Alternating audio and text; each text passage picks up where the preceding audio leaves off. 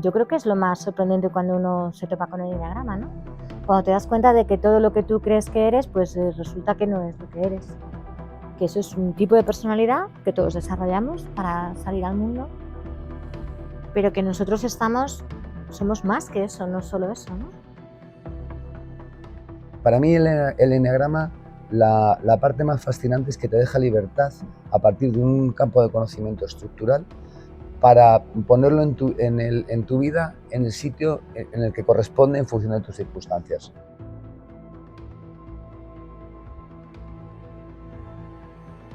Si tú entiendes el personaje que es y ves que este es un tema con el que chocas y que pasan los años y chocas, también hay un elemento de entender que es que eso no va a cambiar. Y también ayuda mucho con hermanos, con padres, madres, gente con la que todos tenemos un roce. Y si tú lees algo como este esquema y de repente puedes entender que esa persona de tu entorno, de tu sistema, porque al final somos sistemas afectivos, entiendes que es que eso que roza contigo es su eje, no va a cambiar, porque es su eje y que además es un eje que tiene su utilidad y tiene sus funciones. Hay personas que lo enfocan absolutamente en el campo espiritual, hay personas que trabajan para desmontar completamente el personaje, hay personas que lo utilizan para estrategias de negociación por su momento vital, y hay personas que, es en mi caso, que lo utilizamos para buscar el equilibrio. Cuando de repente te ves reflejado en una descripción y dices, anda, pero si es que esto es lo que me pasa a mí. Y cuando también empiezas a descubrir otros tipos, dices, ¿en serio? ¿Hay gente que ve la vida así? O sea, ¿no la ve todo el mundo como yo?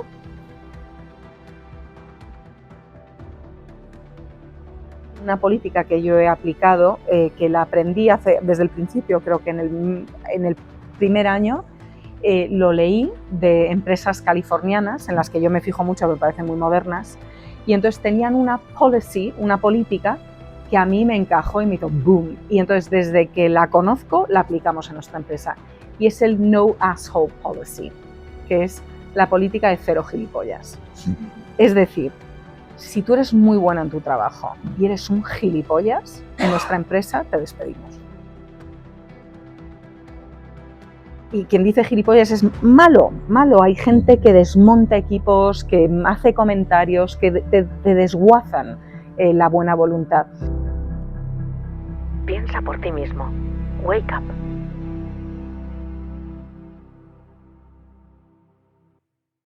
Bienvenidos, soy Adriana Domínguez, esta es nuestra casa y para mí es un honor el poder acoger hoy la presentación del libro de ellos dos, con los que he trabajado mucho, y ahora también quería un poquito deciros, yo creo que todos tenéis relación con su trabajo y les conocéis, pero yo quería deciros por qué el hecho de que lo hagamos aquí tiene también un porqué, y es que la forma en que yo entré en contacto con el enneagrama y con el trabajo de ambos es primero con Marga, y muchos años antes, tengo que decir que cuando yo tenía como 26 años encontré en Los Ángeles un libro acerca del enneagrama, no sabía lo que era, lo cogí, y en aquella época yo estaba escribiendo un guión y pensé, ay, mira qué interesante, esto es bueno para personajes, no tenía una idea de aplicármelo a mí misma, y entonces pensé que era bueno para entender un poco el espectro de la psicología humana.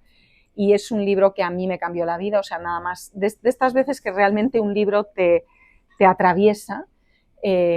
Y yo en aquella época era actriz y vivía en Los Ángeles, y al acabar de leer el libro dejé de ser actriz y dejé Los Ángeles. Por el libro. Alguna vez la gente me dice, ¿por qué lo dejaste? Y yo, por el enneagrama, básicamente. Y entonces lo que a mí me sucede, y por eso me parece una herramienta increíble, porque yo lo que vi en ese momento es, me reconocí, siempre uno se reconoce en varios, pero yo me reconocí en uno, y luego dentro de ese te ponen gradientes de salud normal y tirando a que estás yendo para mal, ¿no? Para tu personaje mal. Entonces yo me reconocí en momentos buenos, pero vi que en ese momento estaba tirando para abajo por primera vez en mi vida. Y entonces yo dije, no, yo no quiero ser esa persona, ¿no? Y creo que si no hubiera tenido ese mapa, hubieran tenido que pasar muchos más años para que yo me diese cuenta que yo tenía una incompatibilidad con lo que había elegido hacer. Con lo cual a mí ese fue mi primer encuentro. Y luego el segundo encuentro, que es realmente por lo que estamos aquí hoy, es hace 7 años y medio me hice cargo de esta empresa, de Adolfo Domínguez, primero como directora general y luego consejera delegada y presidenta ejecutiva, que es lo que soy ahora. Y en el mes 9 yo me estaba sintiendo como retorcida en 1000 direcciones por el oficio, ¿no? Por lo que estaba haciendo y por el proyecto y porque lo que el proyecto requería de mí y de todos y cómo eso me estaba distorsionando internamente. Entonces quise apoyarme en un coach y recordé el eneagrama y dije, quisiera hacer coaching con eneagrama, y en ese momento pues Marga se cruzó en mi vida, trabajamos juntas casi un año, a veces yo venía con historias ya con llantos directamente y decía, Marga, ¿esto es coaching y eneagrama o yo tengo que ir a un psicólogo o alguna otra cosa, ¿no? Y entonces al principio no, pero al final me dijo, bueno, igual te puedes apoyar en otra cosa también. Entonces, más adelante, para mí ese proyecto fue increíble y a mí me cambió, lo hice muy al principio de lo que hago ahora, entonces me pude ordenar con respecto a lo que hacía.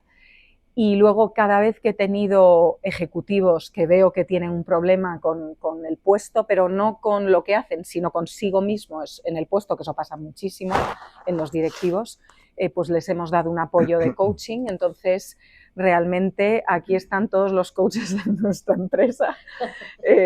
Toda la plana directiva de la empresa ha estado en manos de Marga, de Roberto y también de Susana, que está aquí hoy. Y ahora ya lo estamos bajando también a mandos intermedios. Entonces, simplemente contaros por qué estoy yo aquí con ellos hoy y deciros que a mí me parece un trabajo que, o sea, el concepto del eneagrama y cómo lo trabajan ellos, me parece que hay una teoría y esa teoría es preciosa e intelectualmente es muy interesante, pero luego hay una realidad y una practicidad que yo experimento en mi organización y que es verdaderamente transformadora, con lo cual estoy encantada de apoyar el que conozcáis más el proyecto que tiene entre manos y su libro, por si puede hacer algo por vosotros que haya hecho por nosotros. Así que, sin más, creo que Alex, eres tú el que vas a abrir y contar todo esto. Eso es, y añadiendo a lo que has dicho, como en Wake Up grabamos todo lo que tiene valor y esto lo tiene, pues hemos montado este evento para hacer un pequeño coloquio y hablar un poquito del eneagrama, con los autores del libro y con tu también ejemplo que no es nada común, ¿no? Encontrarse un directivo, un empresario que aplique autoconocimiento a la gente en su empresa, ¿no? Enhorabuena y gracias por darnos este lugar que es maravilloso. Y yo empezaría, ya que estamos aquí y el centro un poco del evento es un poco el libro, que nos contaras, Robert, empezar por ti, de qué es esto del eneagrama, sabiendo que hoy además hay gente que tenemos aquí que está empezando a saber, pero ya hay otros que son auténticos expertos entre el público también. Entonces, sin enrollarnos mucho, hablar un poquito de qué es el eneagrama. Bueno, lo primero, muchas gracias, Adriana. Aclararos que estoy un poquito o bastante afónico. Nunca he estado tan contento de estar acompañado con 2 personas, porque así no tengo la responsabilidad de estar hablando todo el rato. Pero además son dos personas muy entrañables para mí, cada una por diferentes motivos, y que además, oye, tampoco he estado nunca sentado al lado de 2 presidentas, lo cual me mola, ¿no? Bueno, gracias, Adriana. Sois una empresa valiente, porque al final hablar con tanta apertura de un campo de conocimiento que tiene riesgos, porque al final el eneagrama es un campo de conocimiento que te hace salir de tu zona de confort, como antes has planteado, y que una empresa exitosa como la vuestra, después de un proceso duro, pues tenga una apuesta tan clara como un campo de conocimiento tan arriesgado en el sentido de salir a zona de confort, por las personas que estamos apasionadas por este campo de conocimiento, lo único que os podemos dar es las gracias por la confianza. Y bueno, hoy estamos aquí gracias a que han tenido la generosidad y hospitalidad las personas de Adolfo Domínguez de acogernos y para hablar un poco de los contenidos del libro, de cómo llevar una vida más plena a través del eneagrama. Y yo creo que muchos, la gran mayoría de aquí sabéis eneagrama, por lo tanto intentaremos que el debate lo posicionemos desde un poco un compartir más desde un punto de vista experiencial y desde un punto de vista en lo que cada uno de los tres os podamos aportar desde nuestra visión del eneagrama, que el contar el eneagrama, que como estructuralmente partimos de la base de que todos los que estamos aquí más o menos lo conocéis. ¿Hay alguien que no conoce nada? 4. Bueno, esta es una buenísima oportunidad para 5 o 6. aconsejar leer un libro que se llama Cómo llevar una vida. Tú ya lo Bueno. tienes firmado, ¿no? Bueno, algunos se han venido con el libro ya Trabajo. y está tomando apuntes, ¿eh? Eso es. Dicho lo cual, paso la palabra a Marga, que nos lo hemos pasado fenomenal escribiendo el libro y que lo comentábamos esta mañana por teléfono, ¿no? Vivir experiencias como la de hoy es por las que precisamente merecen la pena un trabajo tan arduo, ¿no? Y tan del día a día como escribir un libro. O sea que Marga, a por ello. Pues gracias, Robert. Y bueno, bienvenidos a todos y lo primero, muchísimas gracias por esa acogida tan cariñosa. Es un placer estar aquí y pues hablemos de eneagrama. No sé por dónde quieres empezar, Por cierto, Alex. no lo he dicho, yo tengo esto en la mano porque después de hablar un ratito habrá preguntas, por si acaso alguien se queda con alguna duda. Bueno, las dudas se resuelven en el libro, pero si alguien la tiene aquí, la puede aprovechar y levantar la mano. De cara, sobre todo a aquellos que yo sé que lo han descubierto hace poquito, claro, cuando hablas del eneagrama dices diferentes tipos de personalidad. La primera pregunta es, ¿pero qué es esto? O sea, ¿vamos con un personaje por la calle? ¿Vamos con un personaje por la vida? Cuéntanos. Vamos con un personaje por la vida y lo más sorprendente es que no tenemos ni idea de que eso es así. Yo creo que es lo más sorprendente cuando uno se topa con el eneagrama, ¿no? Cuando te das cuenta de que todo lo que tú crees que eres, pues resulta que no es lo que eres. Que eso es un tipo de personalidad que todos desarrollamos para salir al mundo, pero que nosotros somos más que eso, no solo eso, ¿no? Compartimos con muchos otros seres humanos nuestro tipo de personalidad y es bastante impactante cuando empiezas a leer sobre los diferentes tipos, que al final son 9 formas básicas de pensar, de sentir y de actuar. Luego esto se complica con los instintos y ya no son 9, son 27. Pero es muy curioso cuando de repente te ves reflejado en una descripción y dices, anda, pero si es que esto es lo que me pasa a mí. Y cuando también empiezas a descubrir otros tipos, dices, ¿en serio? ¿Hay gente que ve la vida así? O sea, ¿no la ve todo el mundo como yo? ¿En serio? ¿Hay seres humanos a los que lo que más les importa es esto? ¿O ven la vida de esta manera? ¿O esto es lo que les motiva? Para mí fue muy revelador, ¿no? El darte cuenta de que muchas cosas que tú consideras que forman parte de ti, es famoso, tú y yo lo hemos comentado alguna vez, ¿no? La famosa frase de es que yo soy así. El que dice yo soy así, pues no tiene ni puñetera idea de por qué es así, pero vamos así por la vida. Cuando te explican con este mapa que hay diferentes tipos y que hay diferentes, te das cuenta de que has creado un personaje, de que yo he creado un personaje, de que el de al lado tiene el suyo, que es necesario para salir al mundo, pero no deja de ser una armadura, un escudo, un traje, una careta que necesitamos para transitar la vida. Decía que los personajes salen en los escenarios y hablando de escenarios, claro, cuanto más fuerte es el escenario y más público tienes, más se potencia también el personaje, ¿no? Uno de los escenarios más fuertes es la empresa. Y te quería preguntar a ti, Adriana, que has tenido un escenario muy potente, ¿cómo se vive eso de de vivir el propio personaje, si es el mismo en casa que en el trabajo. ¿Cómo has contado un poquito más de tu experiencia? Yo creo que esta es la ocasión perfecta para que nos hables un poquito. Pues a mí tu pregunta me lleva un poco a dos territorios distintos. El primero es el de continuar con lo de Marga, que es que yo lo veo un poquito distinto, lo de que tienes un personaje, porque yo creo que en el eneagrama tú tienes cosas que forman parte de cómo naces en el mundo, tu carácter, tu temperamento, y luego al socializarte sí que lo conviertes en ese personaje.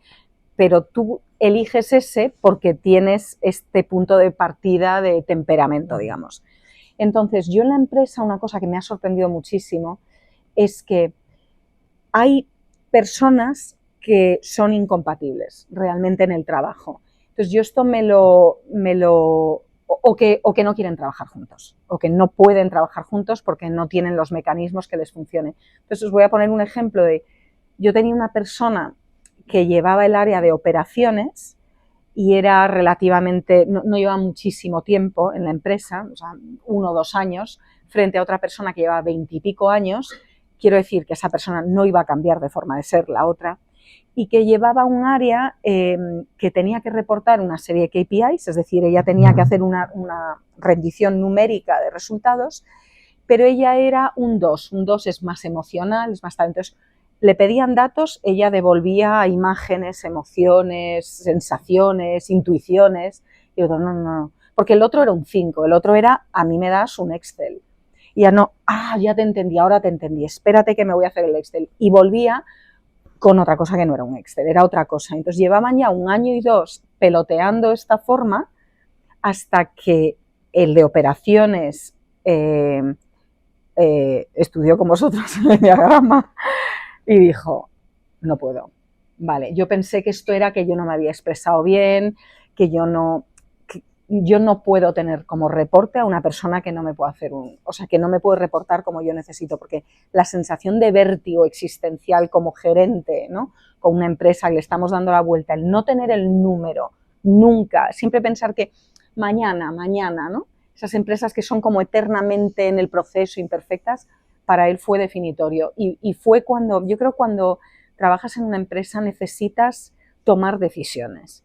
Y para tomar decisiones necesitas claridad, necesitas sentirte cómodo tomando la decisión. Y muchas veces es muy difícil entender el entorno. Y dices, bueno, espérate, entonces no... Pues si muevo esta ficha se mueven estas 4, entonces estás todo el tiempo intentando entender y hacer previsiones de la realidad para ver cómo las cosas van a interactuar en cuanto mueves una. Y entonces yo creo que lo que a nosotros nos ha pasado con esto es, por un lado, la gente coge claridad propia de lo suyo y luego coges claridad de equipo, de entender, oye, si vamos a ser un equipo de alto rendimiento, somos 15 personas alrededor de una mesa, tú te tienes que conocer, pero tú también tienes que saber lo que le puedes pedir a cada uno. Y hay oficios donde para mí es un red line. O sea, yo a un financiero, yo no puedo tener a una persona emocional en el financiero, ¿me entendéis, no?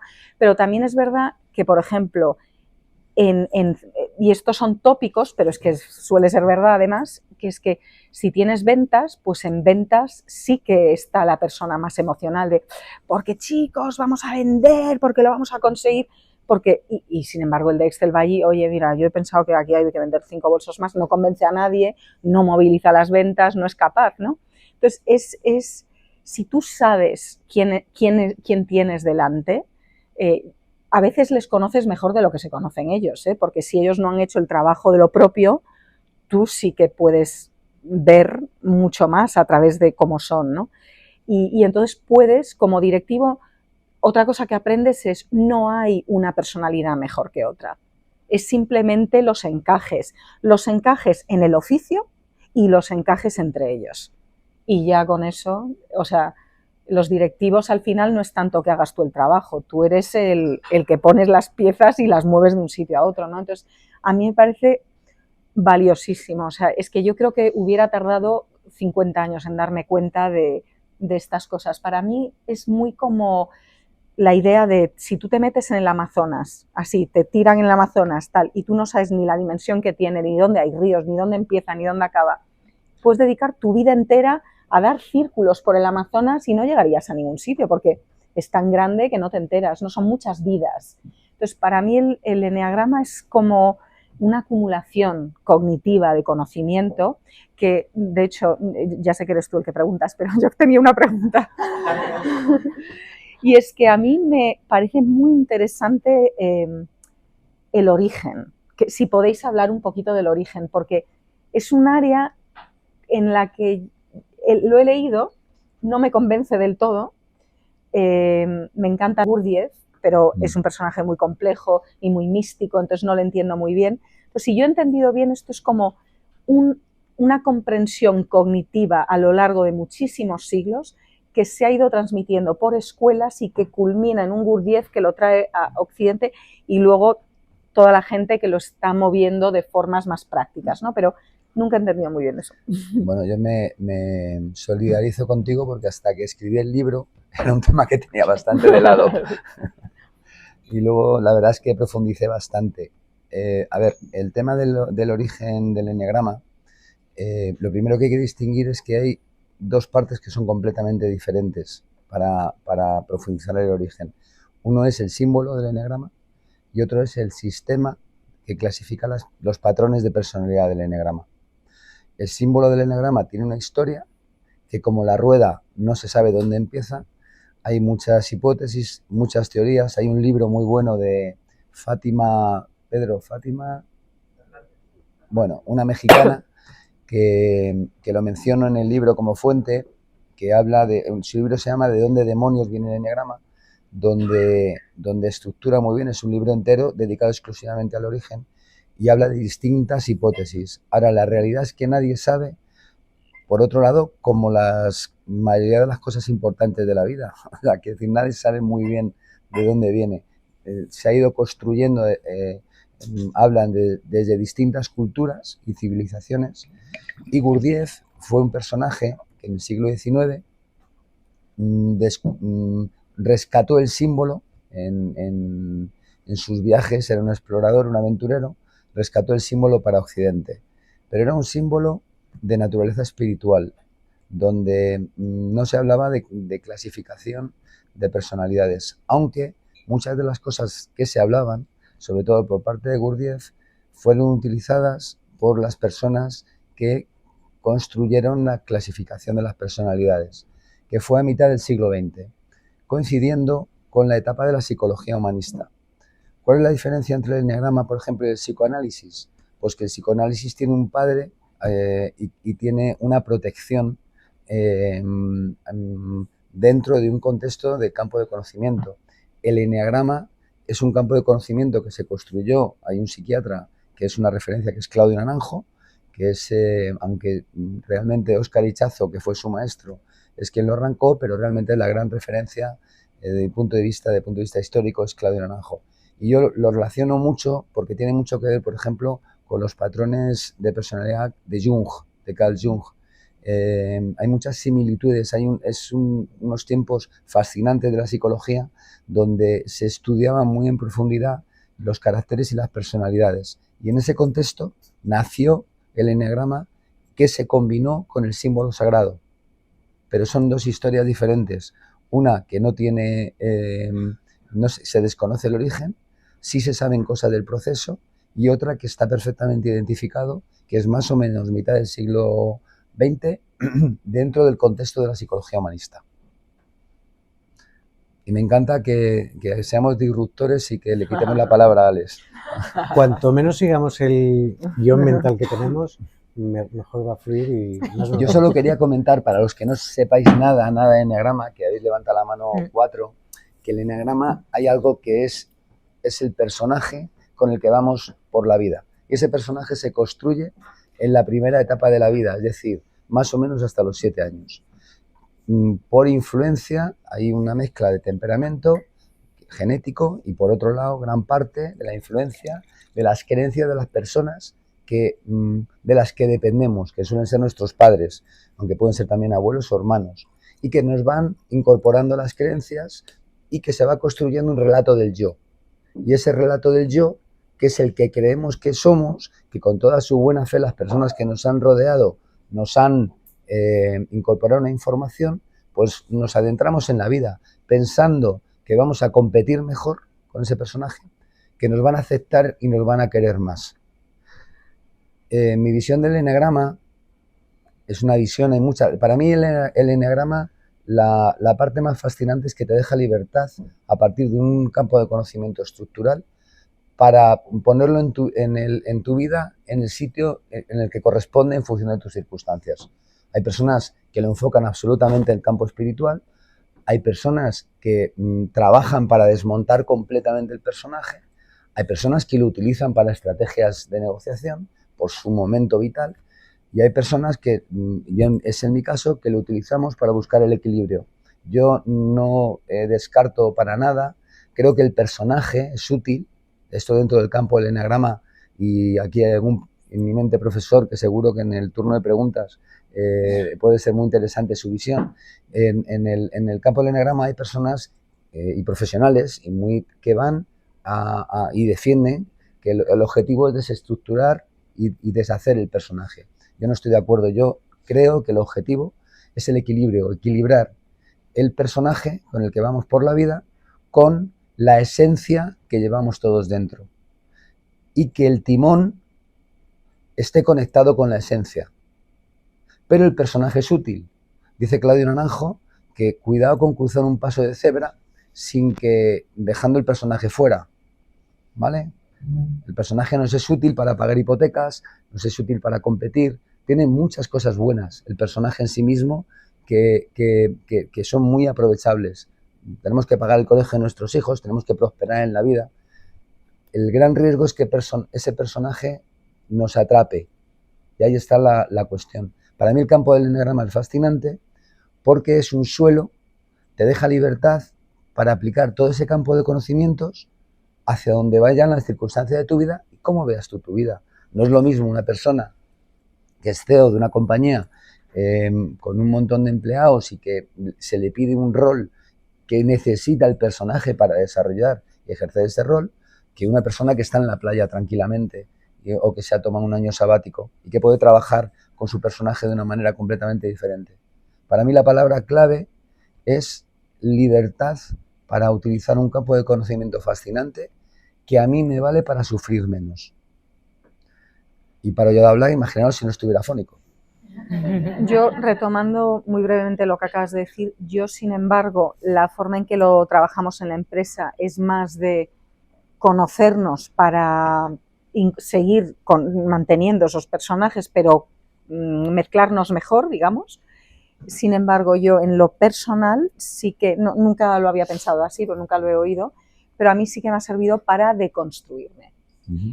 Y en mi caso es más, yo soy un poco de la escuela psicoanalítica de cuando pones la luz de la conciencia en algo, es que ya no hace falta hacer nada, ya se deshace, es como el concepto de la sombra no sobrevive a la luz.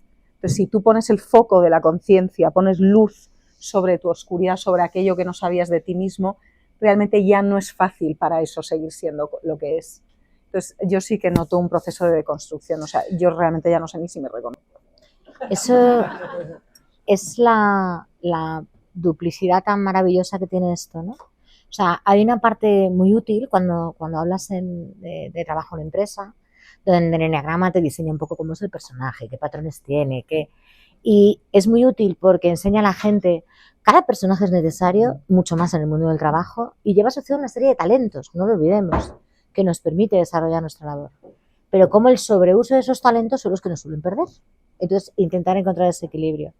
Pero es que a la vez, ese mismo proceso, esto no le pasa a todo el mundo, pero hay personas que al conocer el sistema quieren hacer ese trabajo que dices tú, ¿no? Decir, no, pues yo ahora quiero profundizar en realmente entrar a conocer a fondo cuál es mi personaje, dónde me lleva, qué hago, qué no hago, hasta dónde me ha traído y realmente quiero seguir igual o hay patrones que quiero cambiar y flexibilizar y no funcionar tanto en automático y tener más presencia, tener más control no ser tan reactivo.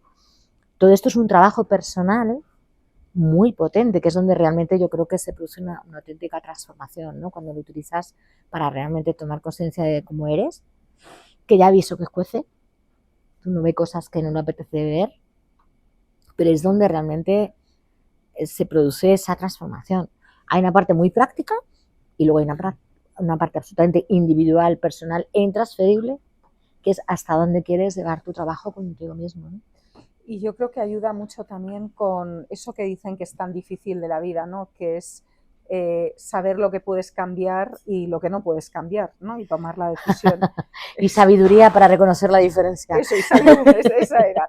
Entonces yo creo que a mí también me ha ayudado mucho, tanto en la empresa como tengo que decir a nivel personal, o sea, a nivel de pareja ayuda un montón. Yo estoy casada desde hace 14 años y hay un punto donde somos quienes somos, ¿no? Porque sobre todo las mujeres tenemos una cierta aspiración al cambio de quien tenemos delante, ¿no? Pero es estupendo, pero va a cambiar, ¿no? Y realmente yo creo que entender, si tú entiendes el personaje que es y ves que este es un tema con el que chocas y que pasan los años y chocas, también hay un elemento de entender que es que eso no va a cambiar. Y también ayuda mucho con hermanos, con padres, madres, gente con la que todos tenemos un roce donde, pues eso, en Navidades en ciertas familias hay dinámicas y venga la misma dinámica, ¿no? Entonces, eso que dicen, ¿qué tal las Navidades? ¿Bien o en familia, no? Entonces, ojalá que fenomenal todos, ¿no? Pero sí que las familias tienen dinámicas donde rozan las cosas. Y si tú lees algo como este esquema y de repente puedes entender que esa persona de tu entorno, de tu sistema, porque al final somos sistemas afectivos, entiendes que es que eso que roza contigo es su eje, no va a cambiar, porque es su eje y que además es un eje que tiene su utilidad y tiene sus funciones, pero en el contacto contigo pues no funciona bien. Entonces, no sé, es una forma de relativizar. Se despersonaliza el conflicto, claro, ¿verdad? y entonces ya te puedes sentar y que llueva y no te vuelves tan reactivo. O sea, puedes decir, vale. Siempre me acuerdo de Susana. A mí me parece tenemos nuestro lío. Un concepto clave, que yo creo que subyace y que los tres estaremos de acuerdo, que es el concepto de autoconocimiento, Eso ¿no? es. O sea, aquí esto va de autoconocimiento. Y como antes, o sea, quiero explicarlo un poco mejor para que, es decir, yo soy un fan de conocernos la parte oscura. Porque si no conoces tus mecanismos, es muy difícil que puedas intervenir en ellos, ¿no? en el tema. Pero también soy muy escéptico respecto a que, como el agua, el ego siempre encuentra camino. Y muchas veces no nos damos cuenta de que una estructura de ego que creemos que conocemos se sustituye por otra estructura de ego que aparece nueva y que no conocemos. Entonces, la clave, más que intervenir, porque, es hacer meditación también. Por supuesto, la meditación, quitar el ego por otro lado. La meditación es un trabajo, capítulo 13.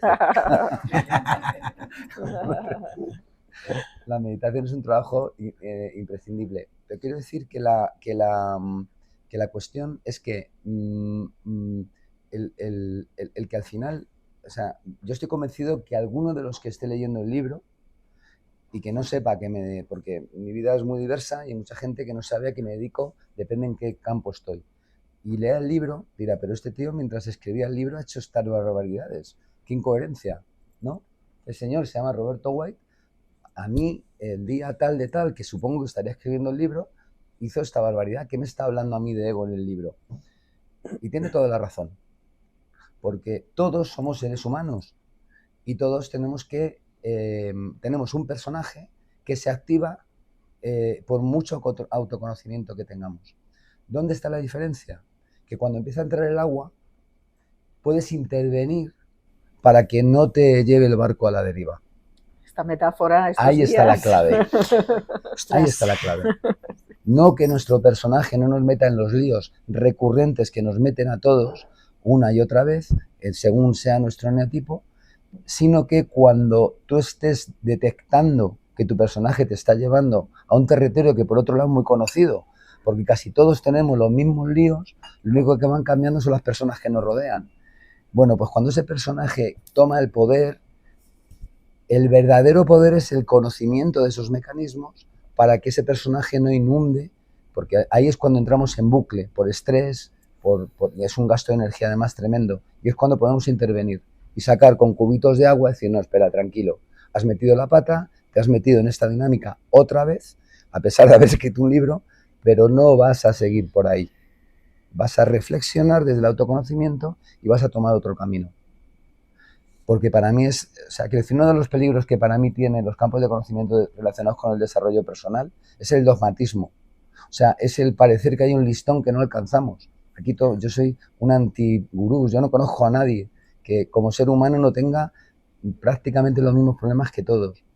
Y el único camino es el autoconocimiento para que los líos en los que nos mete nuestro eneatipo y nuestro instinto dominante y nuestro instinto ciego, es una parte apasionante del eneagrama, podamos intervenir en esos líos. Y por supuesto, yo una de las cosas, después de un montón de años en el eneagrama, que me acabas de recordar, Adriana, es en una de las clases a un alumno al final de la clase me dijo algo maravilloso.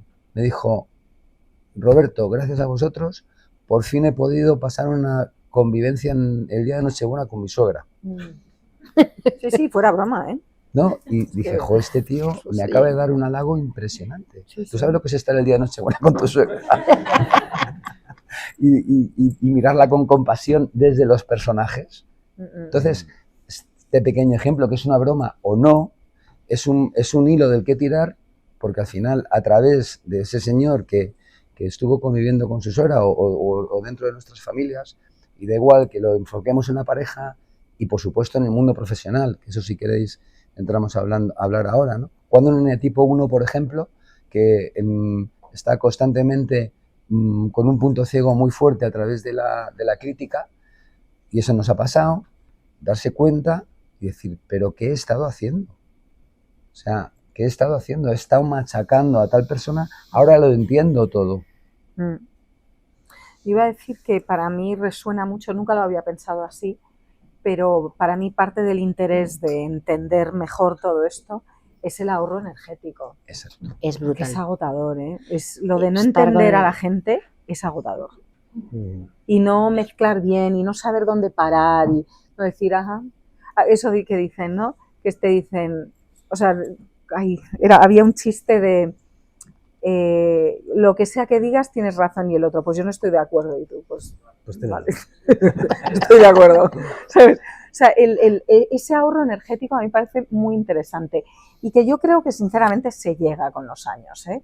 Lo que pasa es que creo que lo que hace el eneagrama es que en vez de llegar a lo mejor con 70 o 80 ese grado de madurez, pues igual llegas un poco antes, ¿no? Y eso no está nada mal. Es que tener el personaje hiperactivado todo el día es agotador, pero es una de las señales que aprendes porque, como dice Roberto, ¿no? O sea, esto no va de quitarse el personaje, es imposible y además no sería ni bueno, ¿no? Probablemente nos moriríamos todos.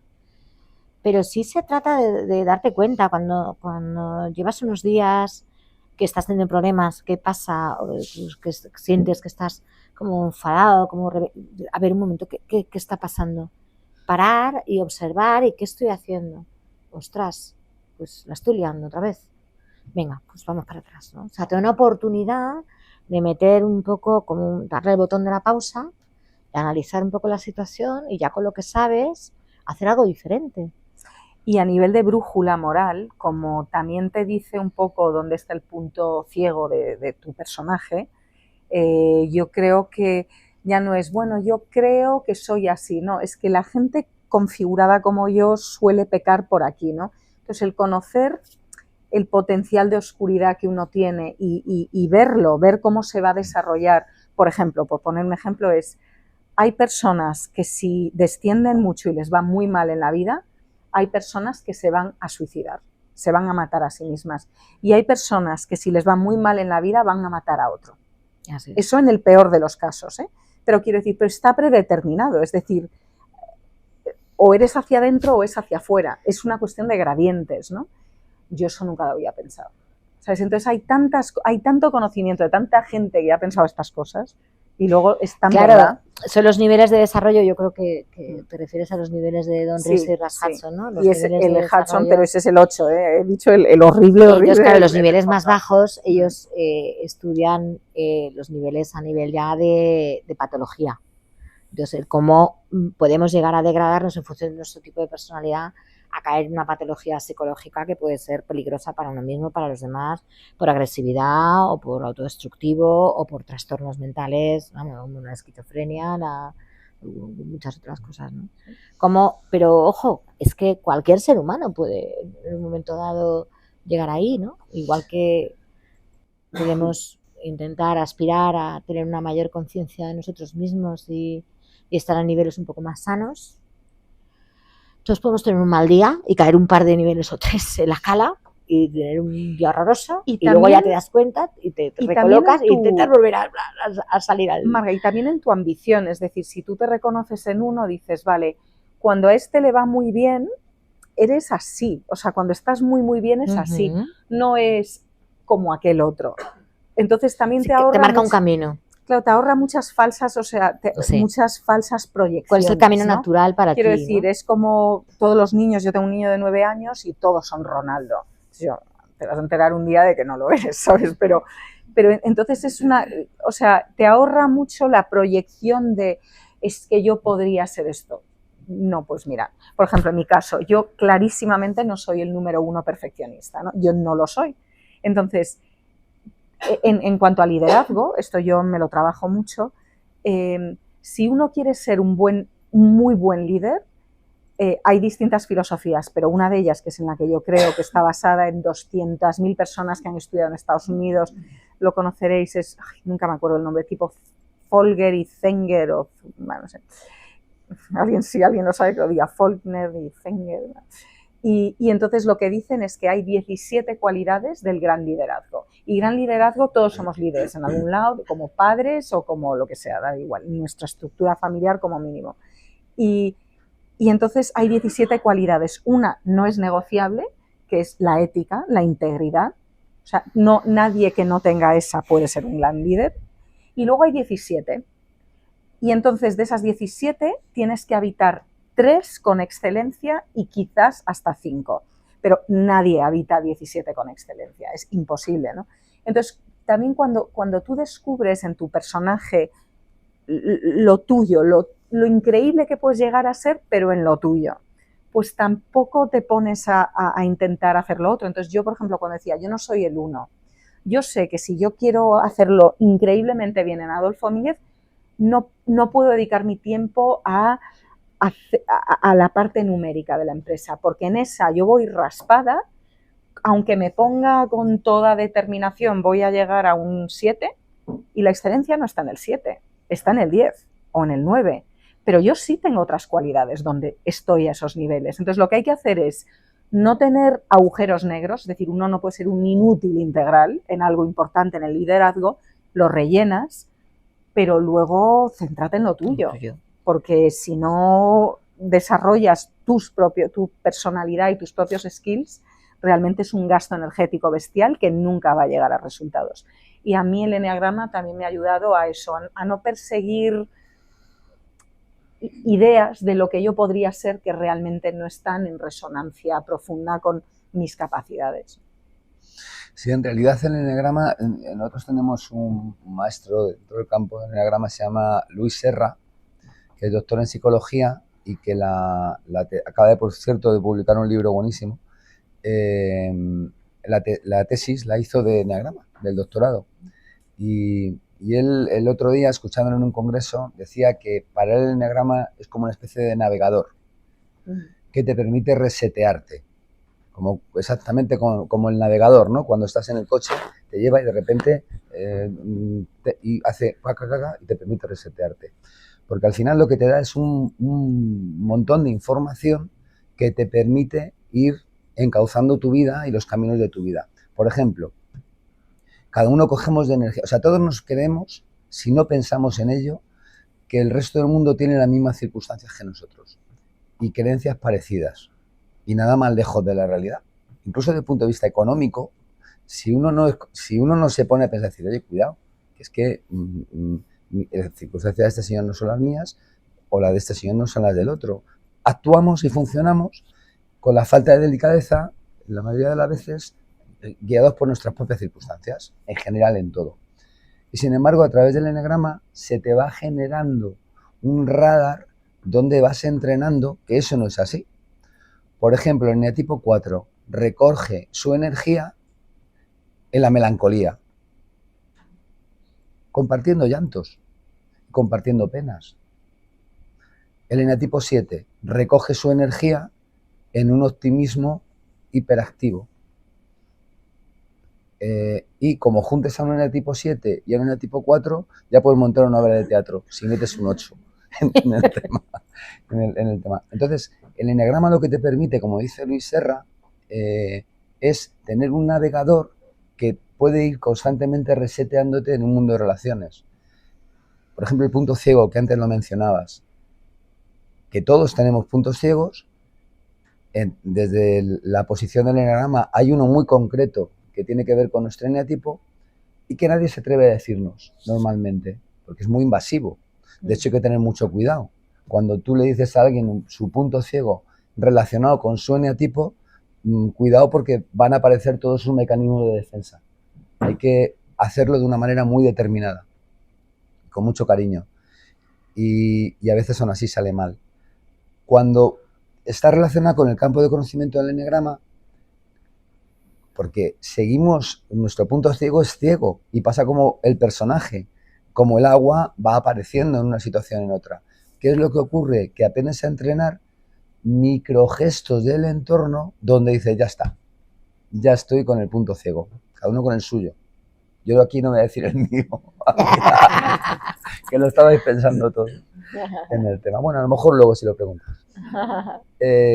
Por lo tanto, como decía Luis Serra, el eneagrama es un gran navegador que te permite ir viviendo esto que es tan complicado como la jungla de la vida, con una herramienta muy potente para ti mismo y para relacionarte con los demás. Y luego es un gran humanizador, porque nosotros acabamos de hacer una presentación con vosotros, que habéis venido a nuestra fábrica hace ¿cuánto? 2 meses o así. Sí. Septiembre, ¿no? Sí. En septiembre. Entonces, nosotros hemos organizado, o sea, tenemos una vocación en la empresa de, creemos que al final los proyectos son personas, las personas traccionan las ideas y si yo en concreto tengo una visión para esta empresa, la hacen personas y entonces esas personas tienen que estar lo mejor que puedan estar. Y hay veces que el problema no es esas personas conmigo, a veces el problema es ellos entre ellos y entre equipos y entre departamentos.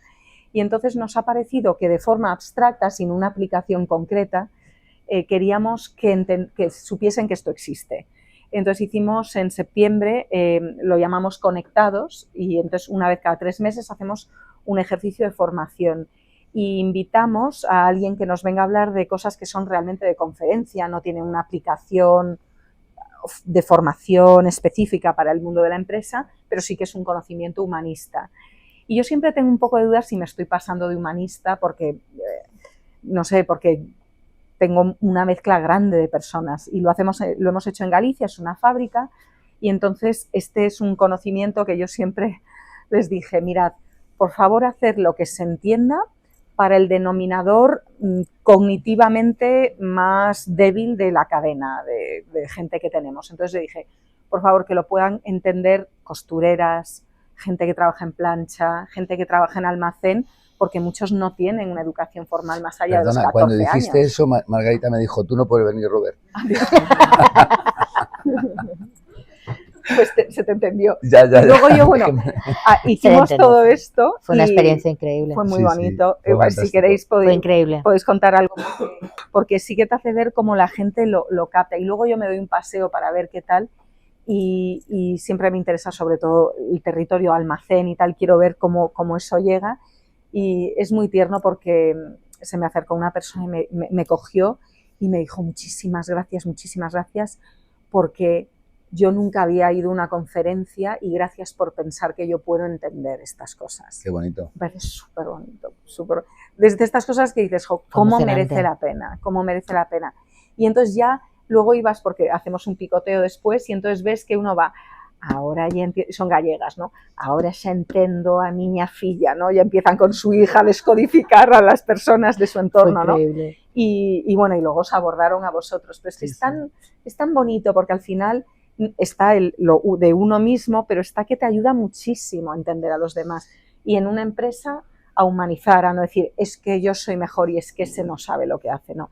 Es que ese es otro tipo que tiene otras cualidades que tú no tienes, por cierto, y que dentro del mejunje de lo que hacemos entre todos, tienen su utilidad. No, cada personaje no tiene todos los atributos, es la mezcla, ¿no? Y es fantástico en las empresas conseguir que las personas se pongan la gafa de ver por qué el otro es bueno y que tú no lo eres, por cierto, ¿sabes? Que no es que yo soy fantástico y es que es ese, ¿no? Y bueno, a mí me ha ayudado. De todas formas, vuestro trabajo en esta experiencia que tuvimos en Orense, vuestro trabajo de siembra se vio muy claro. Es decir, en una hora, que es lo que teníamos para hablar de algo tan complejo como es el enneagrama, explicado de una manera rápida, imaginaros 300 y pico personas, ¿no? Ahí sí que entrasteis en el 1 es perfeccionista, el 2, o sea, sí que lo explicaron. Sí, ¿no? fue un desmenuce, ¿no? Para que la gran mayoría de las personas nunca habían estado en contacto con él. Y la verdad es que al final, y eso es también muy importante, y aprovecho para poner este ingrediente, Marga es una gran especialista en enneagrama en empresa, se ha formado en Estados Unidos con Ginger, que es la mayor especialista en el mundo en enneagrama en empresa.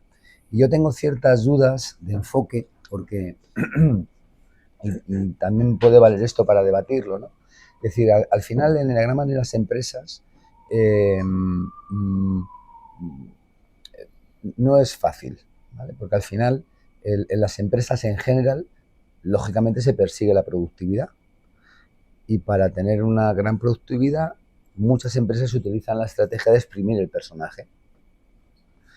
¿Qué es lo que ocurre? Que a medio plazo, desde nuestro punto de vista, esa estrategia es muy mala, porque al final, por eso todos los problemas que hoy rodean en la sociedad, el burnout, la depresión, las ansiedades, por eso están explotando. Ahora, desde tu punto de vista, Marga, o sea, perdona, antes quería decir, ¿qué nos encontramos en Adolfo Domínguez?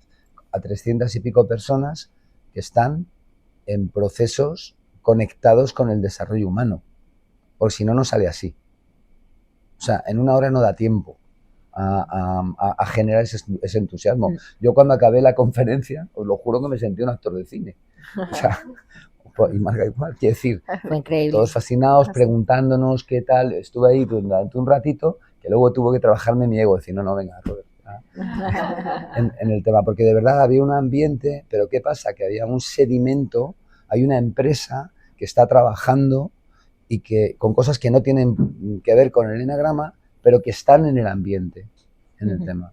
Y eso me parece fundamental en el mundo de la empresa, porque si no es muy fácil entrar en el etiquetado, entrar en el ataque a través del enneagrama, que hay que tener mucho cuidado. Y por eso la opinión de Marga en este aspecto me interesa, porque la metodología para meter el enneagrama en las empresas no es nada fácil. ¿Qué opinas? Pues gracias. Bueno, primero comentarte que el día que estuvimos en Orense, a mí me emocionó muchísimo que al terminar tenéis un equipo de cultura y talento brutal, y me llevaron a hablar con la gente de logística, de fábrica, los que están con los forros polares trabajando. Tienen un entusiasmo que les ha encantado, y que fíjate, y al final es que los seres humanos, yo creo que tenemos una cierta sed de entender, de entendernos, de entender mejor, de entender a mi marido, de lo que dices tú, no, es que es mi hijo, es que he visto que mi hijo es tal, o que es que igual mi marido es un 9, ahora entiendo todo, es que había como esa cosa de entender, ¿no? Rescatando tu pregunta sobre el tema de las empresas y la productividad, te diría que yo, las empresas que hasta ahora he visto que se animan a utilizar esta herramienta, son empresas que son, igual que ellos, firmes creyentes de que si las personas están mejor en su trabajo, todo va a ir mejor, y por lo tanto la empresa va a ir mejor y los resultados van a mejorar. Si tú estás en el que nadie levante la cabeza y en el modo exprimir gente, algo como esto probablemente sea contraproducente. Yo creo que si la gente empieza a tomar conciencia de realmente qué es lo que me importa pues al final se irían de la empresa, ¿no? Entonces, quizá es triste, pero es así. Y es que el eneagrama no es para todas las empresas. Tiene que haber una cultura, un concepto ya en la empresa que favorezca este tipo de acciones, que crean en ello. También eso permite que la gente lo reciba de otra manera, ¿no? No es, ostras, una formación donde nos van a poner etiquetas. Tú notas cuando entras en un sitio, esto me ha pasado haciendo procesos de coaching de equipos, donde la gente dice, a ver a qué ha venido este coach. Vienen a sacarnos información, nadie se atreve a hablar por las consecuencias. O sea, la empresa tiene que generar un entorno de seguridad donde la gente se atreve a abrirse, porque al final se trata de identificarte, se trata de hablar de ti mismo, de identificarte tú, identificarte los otros. Entonces es fundamental generar un ambiente de trabajo seguro, ¿no? Un entorno de una cierta confianza. Hablando de vulnerabilidad, en la dinámica que hicisteis con nosotros, decidisteis ir explicando un personaje y luego apelar a la sala. ¿Quién aquí se reconoce? Entonces, claro, al principio nadie levantaba la mano, entonces la levantaba yo. Entonces yo levantaba. ¿Quién se reconoce en el 1? El perfeccionista y yo. Que no me reconozco nada. Pero yo, bueno, en algún momento es verdad que pensé que tal. Entonces, en cuanto la vulnerabilidad entra en la sala, eso es. Y entonces en cuanto ven que el que lidera el proyecto se abre y que no tiene vergüenza, empezaron a levantarse las manos y a partir de ahí yo ya no volví a levantarla y ya la sala se animó. Totalmente. Se da como permiso para Mirad, intervenir. en el libro hay un testimonio cuando se habla de eneagrama profesional de José María Sánchez, Santa Cecilia, que es CEO, es buen amigo y CEO de una compañía que se llama Prodware, partner de Microsoft. Y con ellos, en esta empresa, estuvimos 2 años, Susana, Marga y yo, con el equipo directivo, trabajando con el eneagrama. Y es un poco la hipótesis de la que yo parto. Yo creo que el eneagrama en la empresa es peligroso meterlo de manera masiva. Es un campo de conocimiento que tiene que impregnarse a fuego lento entre las personas que vayan, porque el eneagrama es un campo de conocimiento de profundidad. Si se queda en la superficie, puede ser un arma arrojadiza, incluso que puede ser negativa para las personas de la compañía. Los responsables tienen que integrarlo, tienen que profundizar y a partir de ahí ir generando un árbol con conocimiento. No es lo mismo aplicar el eneagrama en el departamento de ventas que aplicar el eneagrama en el departamento de organización, que aplicar el eneagrama en el departamento de recursos humanos. Son eneagramas diferentes, pero la base común de toda la estructura de conocimiento es que detrás hay un ser humano. Y eso no es fácil de comprender en el mundo de la empresa. No sé si... Hay una parte de aplicación práctica del eneagrama. O sea, el eneagrama se puede aplicar para resolver problemas reales en la empresa, ¿no? Y entrenar competencias concretas. Una vez que se ha generado el que la gente de verdad se atreva a explorar y a conectar qué soy, qué no soy, dónde estoy, dónde está el otro, coge mucha potencia cuando las personas se dan cuenta de que esto les va a servir para conectar con cuáles son sus talentos y sus cualidades y conectar con cuáles son las áreas donde les puede llevar a descarrilar, donde tienen que tener cuidado. Entonces, la utilidad de esto a mí me va a servir para ser mejor vendedor, jefe, líder. Por supuesto, el liderazgo es fundamental, saber cuál es tu paradigma como líder, que lo estás aplicando aunque no te des cuenta, y ver un poco cuáles son las cosas en las que estás poniendo el foco, porque tienes mucha influencia en la organización. Y de ahí hacia abajo, o sea, darte cuenta de un poco cómo vienes haciendo unas cosas en función de tu tipo de personalidad, que nos influye mucho, y el cómo puedes mejorar como profesional. Ahí es donde la gente se entusiasma, porque ven que es una herramienta que pueden utilizar para mejorar en su día a día, en su labor. Pero además En el trabajo se produce una confianza, porque esto se trabaja normalmente en grupos, luego puede haber también trabajos en sesión de coaching, pero individual, pero cuando se trabaja en grupo es el efecto mágico donde yo me doy cuenta de mis cosas, pero a la vez comprendo las de mis compañeros. Entonces, las conversaciones no vuelven a ser las mismas, porque entiendes perfectamente y mucho mejor qué le pasa al de al lado.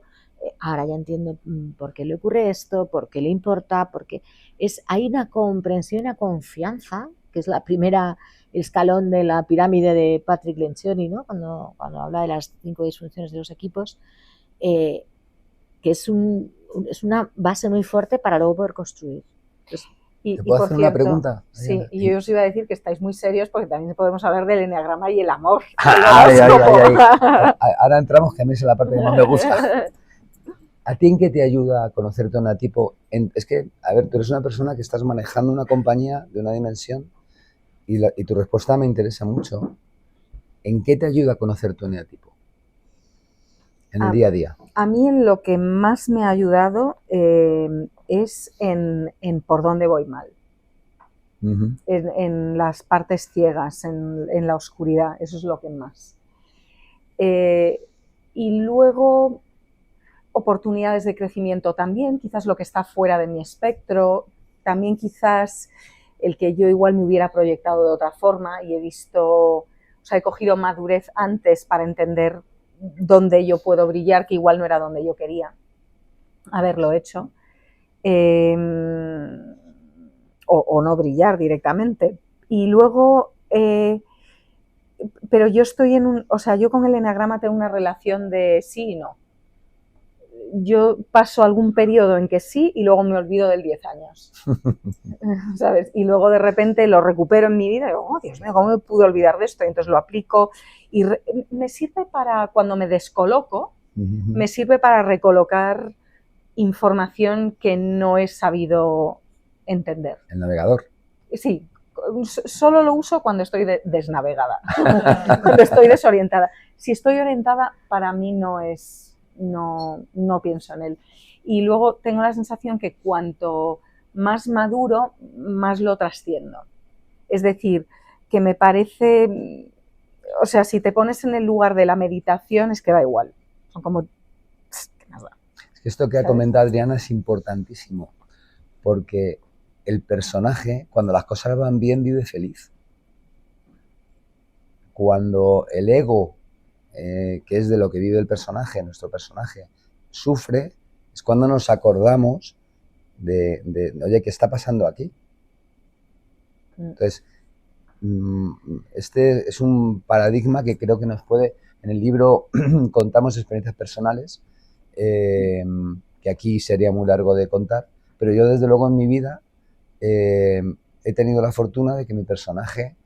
Yo he aprendido de verdad en la vida cuando mi personaje se me ha venido abajo, porque cuando las cosas me han ido muy bien y he estado en unas zonas de confort maravillosa y he estado tal, yo he estado tan tranquilo y tan feliz en mi personaje. Entonces ese es muchas veces el peligro, que la vida te pase y que... Bueno, ¿y el amor? ¿Y el amor qué pasa? Vamos a tener al final una esa de preguntas. Bueno, yo me voy a mi casa. Porque además yo soy... Que ya está girado. O sea, de momento voy a soltar el cuaderno porque yo en eneatipo 7 me he tirado la tarde planificando las preguntas más geniales, con qué puedo sorprender a la gente esta vez y tal. Y la vida me ha vuelto a decir que estaba... el entertainer, planificador, ya sabes, lo que puedes aplicar es lo que le dicen a los árbitros, que lo mejor es que nadie sepa que están. No, yo la verdad, ahora en serio, ha fluido de manera, vamos, no podría haberlo hecho mejor. Además he visto para mí las claves del eneagrama, que es el personaje, no personaje, ego, esencia. El personaje, el ego es malo, sin embargo yo también soy ego. Lo abrazo o lo odio, deshago el personaje para fabricar otro, para vivir en esencia todo el día. O sea, habéis ido a los temazos del eneagrama y me ha encantado. Por cambiar un poco el tercio y subir un poquito la energía. El amor, el amor, el amor.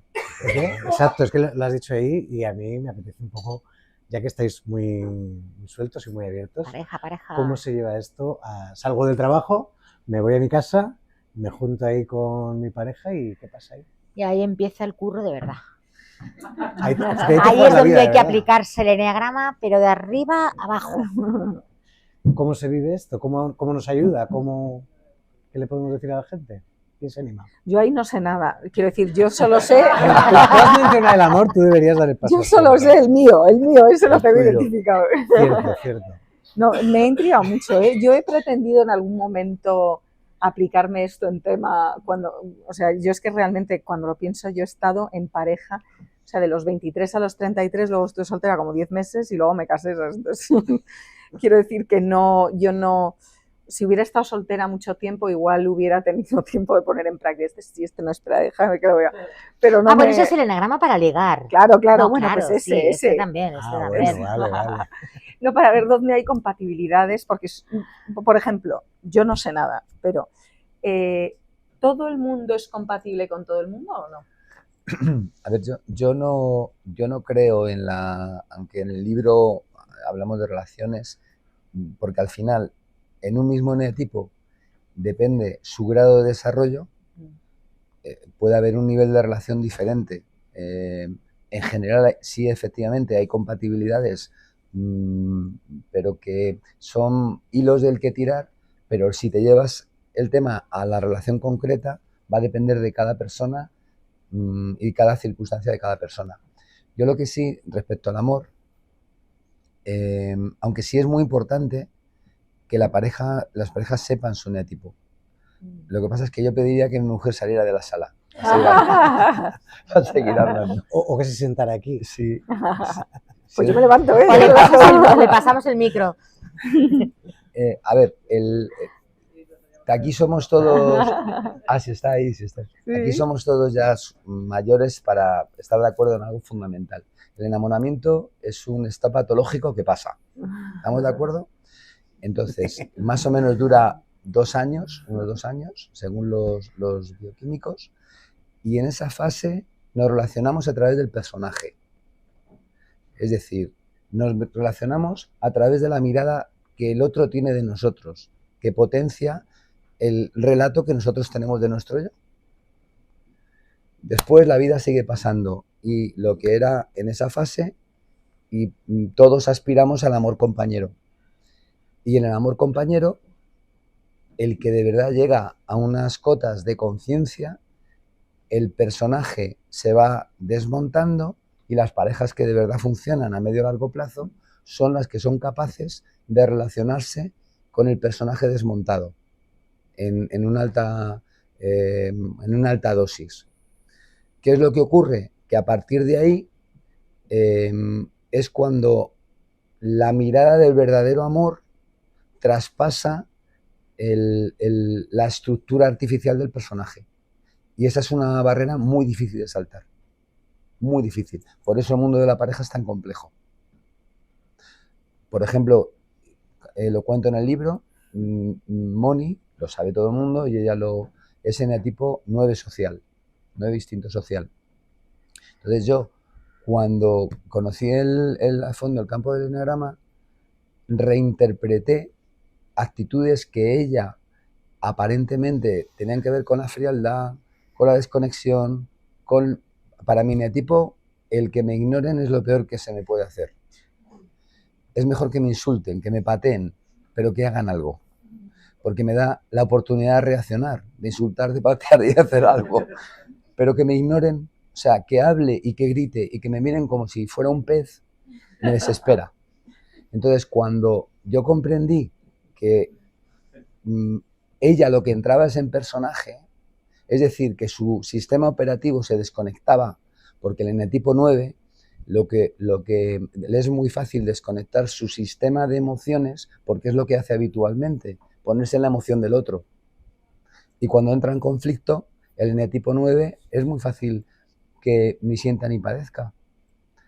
Cuando comprendí eso, vi que detrás había a un ser humano sufriendo, igual que yo.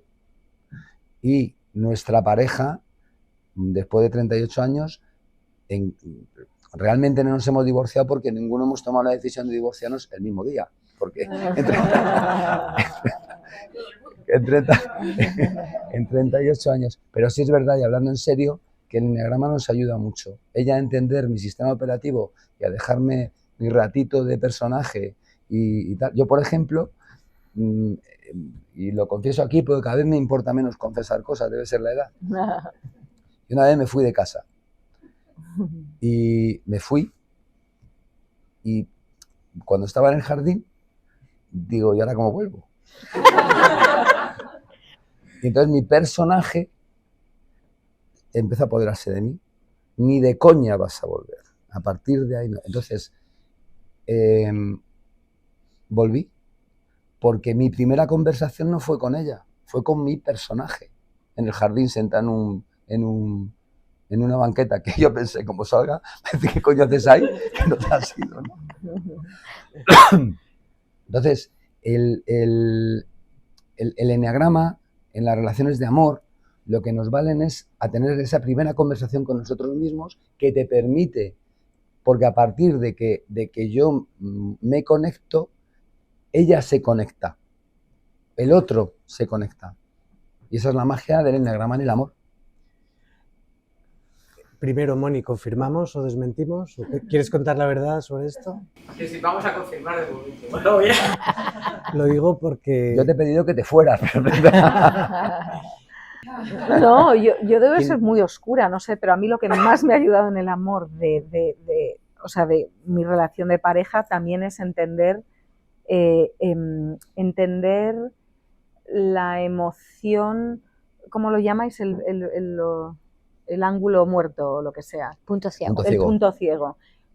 Cuando yo he entendido antes el punto ciego de mi marido de lo que él lo entendió de sí mismo, porque yo me leí el libro y él no. Claro. Y entonces se lo he dicho y entonces yo le ponía el libro al lado de la mesilla por la noche, tardó como 3 meses en abrirlo, entonces lo abrió y yo ya lo tenía como por la página doblado, así con subrayado. Sí. Y entonces cuando lo leyó se reconoció y desde ese día tenemos un lenguaje común para eso. Entonces bueno. Cuando ese bicho asoma, que asoma todo el tiempo porque está en la esencia de la persona, yo ya me río. Digo, no eres tú, es tu bicho. Qué bueno. Y entonces se desactiva, o sea, ya ni le duele, ni me duele, ni nos enfadamos, ni entramos en una espiral de drama, ni nada por el estilo. Y es poner esa distancia y esa objetividad que yo, sinceramente, no hubiera llegado en la vida. O sea, yo hubiera llegado a los 80 sin haberme enterado. Qué bueno. Entonces a mí el enneagrama me parece como entrar en el Amazonas con un plano, que no quiere decir que no estés en el Amazonas porque estás igual, que sigues necesitando un machete para abrirte camino, que no quiere decir que el camino es fácil ni que vas a estar encontrado, pero tienes un mapa, en vez de estar tú inventándote el mapa día a día, ¿no? Entonces, a mí me parece increíble. Yo estoy convencida de que salva parejas, salva matrimonios, porque te da mucha ¿Pedimos información. a Manuel que salga de la sala? No, yo creo que lo sabe de que- sobra. Además, bueno, tanto Manuel como Moni, los pobres, han hecho un máster de enneagrama doble y saben perfectamente, ya incluso te sirve para hablar de las cosas, ya hay una terminología común que ambos entendemos, ¿no? Y es, yo que soy muy propensa, yo estoy muy conectada con la ira y expreso mucho el enfado, entonces él ya aprendió a decirme, ¿te estás enfadando? Y yo, solo con que me diga eso, ya digo, a ver, chequeo, ¿qué está pasando? Eso porque te ve el tic del ojo.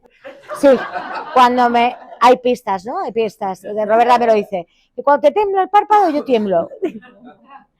Y, o sea, imaginaros, una tipo 8 casada con una tipo 5, que él necesita su distancia, su espacio, y yo soy súper invasiva. Pero aprendes a interpretar primero qué cosas me molestan a mí, ya no por lo que él hace o no hace, sino por cómo yo las interpreto. Eso es fundamental. En nuestro caso son 27 años juntos. Y en el caso de él, entender las necesidades del otro. A mí eso, para mí, ha sido muy revelador. Entender que hay cosas que cada uno necesitamos y eso no quiere decir ni que te quiera más, ni que te quiera menos, que tenemos diferentes formas de expresar amor y cariño. Tenemos lenguajes muy distintos muchas veces. Y eso produce, bueno, un comprender al otro, un entender el cómo sin querer muchas veces estamos invadiendo o estamos siendo invadidos, es un poco lío, ¿no? Entonces el enneagrama yo creo que en eso da mucha paz, da lenguaje común para hablar de las cosas. Y en cuanto a las parejas, y con esto si os parece abrimos el debate, no hay matching perfecto entre números. Yo conozco matrimonios de 2 unos, porque tú al final en el matrimonio hay parejas que se unen por similitudes y hay parejas que se unen por contraste. Entonces ves grandes contrastes de parejas que funcionan a pesar de ser súper diferentes y parejas que dices, madre mía, se parecen hermanos, porque son súper parecidos. Entonces eso, no hay un tema de números, pero sí conocer el tipo mejora mucho una pareja. No quería dejar yo, antes de empezar con la ronda, hay algo que normalmente se habla poquito del enneagrama y hay un último, creo que es el último episodio del libro que habla de la muerte. Vamos al bajón otra vez para abajo. Hemos ido para el amor. No, pero sí que hay como, o sea, se habla poco de esto y claro, si esto es un personaje y lo utilizamos en diferentes momentos, ¿habrá un momento en el que ya no hace falta el personaje? ¿Habrá un momento, Robert, tú además que tienes alguna experiencia con este tema, acompañamientos, etcétera? Cuéntanos ahí un poco cómo funciona. Bueno, para mí la muerte en este momento es el gran tema de la vida. Yo empecé hace como unos 10 años con la muerte de mi madre a hacer unas travesías, hice cursos de mediunidad, me metí y después de esas travesías, al final lo que llegué a la conclusión es que la muerte es el mejor motor de la vida. Y el que, si lo relacionamos con el enneagrama, es lo que nos permite ver con claridad el personaje. O sea, el final de la vida, y lo que es más importante, lo que nos permite conectar con que nuestra autopista en la vida esté dirigida por la esencia. Es decir, ¿cuál es nuestro plan de vida? O sea, porque es cierto que al personaje, desde mi punto de vista, se le puede dar ciertas prerrogativas de que conduzca el coche, de que saque cualidades prácticas que cada eneatipo tiene, pero la muerte lo que nos permite es el planteamiento innegociable de que la autopista de la vida tiene que estar marcada desde un proyecto esencial, aunque haya etapas para llegar a ese proyecto esencial, que haya que atravesar momentos donde estar más o menos desconectado. Entonces, para mí la muerte, yo estoy sabéis muchos de vosotros, estoy acompañado de terminales y no sé si os voy a dar una buena noticia. Yo no estoy, o sea, cuando llega al final de la vida, yo creo que el personaje se activa muchísimo. O sea, yo tenía unas creencias previas donde parece que cuando te vas a morir, pues conectas un poco con la esencia y yo la explicación que le doy es que no nos dejamos a las personas morirse porque nuestro personaje como compañeros se activan al máximo por el miedo y eso ocasiona que a la persona que se les está acompañando su personaje se hiperactive y se sienta tremendamente sola. Por eso mi trabajo en acompañar terminales es precisamente lo contrario. Es precisamente acompañar para que esa persona pueda conectar con lo que quiera conectar, que está en su derecho, que le queda muy poquito. Tampoco hay que ir con unas creencias, no, es que tiene que conectar. Pero sobre todo lo que estoy viendo es que las personas en esta sociedad, y lo veo todos los jueves, se mueren muy solas psicológicamente y que mucha culpa la tenemos nosotros. Por ejemplo, he contado esta anécdota, el otro día yo voy pasando de habitación en habitación, ¿no? Y bueno, pues en una de las habitaciones, cuento esto, hay 1000 anécdotas, pero cuento esto para que entendáis bien. Un acompañante arengando a una persona con la que yo ya tenía relación de otras visitas, que tiene un cáncer de páncreas y que le decía, hay que superarlo, hay que no sé qué, mira, gracias a que te has levantado ayer, hoy estás sentado en la silla. Entonces este hombre la miraba Yo creo que quien hacía esa era un eneatipo 7, pero es muy habitual en los hospitales. Ese optimismo que como yo tengo miedo, para desconectar de mi miedo, pues todo positivo. Bueno, pues se fue a tomar café y este hombre, mirándome, me dijo: Roberto, no puedo más. Necesito sufrir. Estoy mal. Entonces, Alex, a tu pregunta, un poco por poner una parte bonita, para mí la muerte es el marco que nos permite vivir una vida con sentido, y creo que esta sociedad, a todos nos va a tocar, nos toca la gran asignatura a todos de estar conectados con esa realidad para que cuando llegue el momento tengamos el aprendizaje suficiente para tener también una muerte con sentido. Yo, por ponerle un punto como de acción a eso, por si os interesa, yo hago un ejercicio cada 3 años, desde hace 7 más o menos, que es que hago un plan estratégico que me dura 3 años, y, o sea, lo hago a 10 años, 5, 3, tal, y siempre lo empiezo, y este año lo he hecho con un grupo, siempre lo empiezo con un epitafio, que si conocéis los 7 hábitos de la gente, no sé qué, de Stephen Covey, habla de este ejercicio. Entonces, si tú en la piedra que haya en tu tumba, ¿qué quieres que pongas? Una frase, porque no hay sitio para más, y qué quieres que ponga de quién fuiste tú, de qué has venido a hacer, por qué se te ha conocido, qué has hecho, qué energía has emitido, ¿no? Eso en una frase. Entonces yo empiezo por ahí, y eso es un poco, y luego ya eso lo pasas a una visión de ti misma, una misión, y con un DAFO, tus fortalezas, debilidades, hago todo eso, y luego ya lo tal. Lo digo porque eso que estás diciendo a mí me ayuda a cada 3 años plantearme objetivos accionables de qué hacer con mi vida en distintas áreas, pero siempre teniendo muy en cuenta dónde acabo, ¿no? Por decir que no sea una cosa así triste y tremenda, sino que se puede hacer bien, incorporar eso bonito. Fenomenal, porque a mí siempre poner en relieve la muerte me activa el motor de la vida, así que gracias. ¿Teníamos alguna preguntilla por ahí? Bueno, a mí lo que me parece, por lo que habéis ido comentando, bueno, a esta gente le voy siguiendo de presentación en presentación. A ti, Adriana, encantado de conocerte. Lo que veo es que es como un liberador, ¿no? El tema de, comentaba Adriana, que es como que ha dejado de perder energía y tú lo relacionas con la muerte. O sea, es como que, y de hecho se os ve como muy desinhibidos, ¿no? Os habláis como de vosotros, pues sin ninguna presión, os abrís. Entonces creo que el eneagrama es eso, quizás lo que te da, ¿no? Lo que te da esa liberación.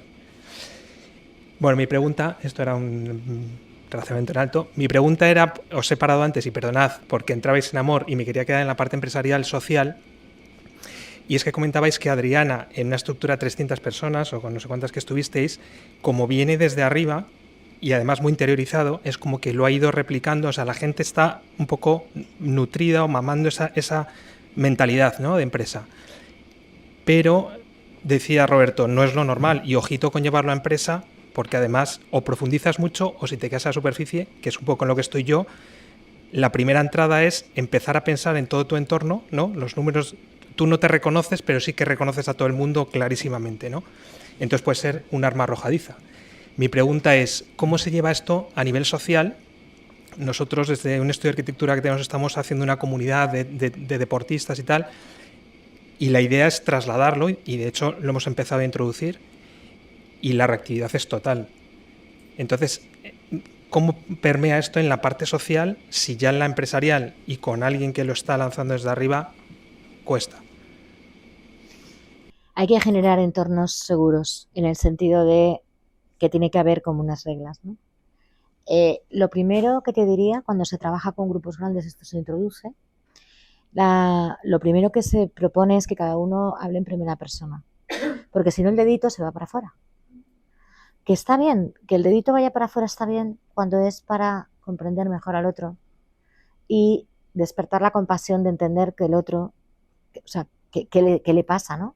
Que todos tenemos diferentes formas de sufrir, porque cuando el eneagrama te explica cómo somos, explica 9 formas de salir al mundo y 9 formas de sufrir. Entonces, lo primero sería utilizarlo en primera persona, hablar por uno mismo y que las personas compartan, animar a que la gente comparta desde la primera persona.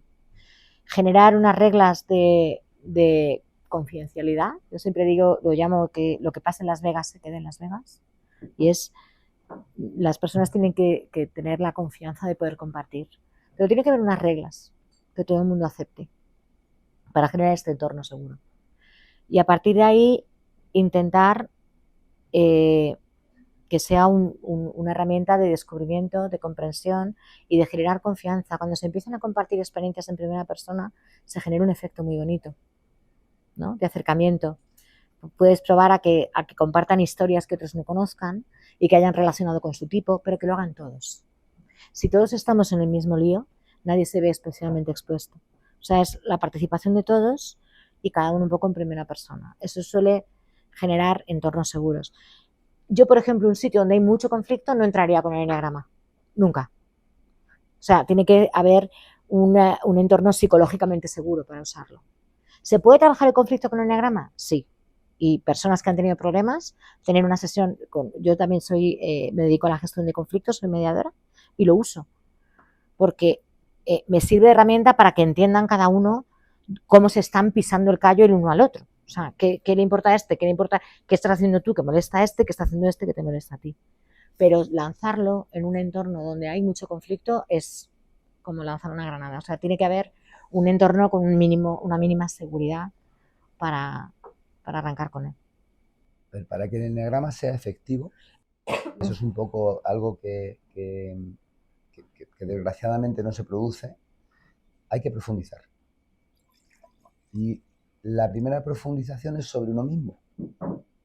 Entonces, en el mundo de la empresa, que es lo que suele ocurrir, si tú vas y das un curso donde cuentas el enneagrama arquetípico, estás 4 días y te vas, probablemente a esos señores que les has contado el enneagrama estándar, dentro de un mes les estés escuchando en el bar diciendo, ah, claro, es que ese cabrón es 8. Ah, es que era 1, por eso está en bruja, porque eso es lo que puede ocurrir. Pero si tú llevas el enneagrama a una empresa y las personas incorporan ese campo de conocimiento a sí mismos y ven la profundidad, a partir de ahí el enneagrama es súper efectivo en las empresas. Pero eso no se produce de la noche a la mañana. Eso necesita procesos formativos muy especializados y que haya un compromiso de esos equipos para incorporarse dentro de esos procesos de confidencialidad, de compartir. El conflicto, por ejemplo, es necesario. Yo soy partidario del conflicto. El ser humano sin conflicto no crece. El buenismo está muy bien para la playa, pero hay muchas veces que es necesario el conflicto. ¿Y cómo enfocar el conflicto? ¿Y cómo enfoca el eneatipo, cada eneatipo del conflicto? Los mapas de cada eneatipo. Y hay que ponerlos ahí. Pero desde uno mismo. O sea, uno se tiene que exponer.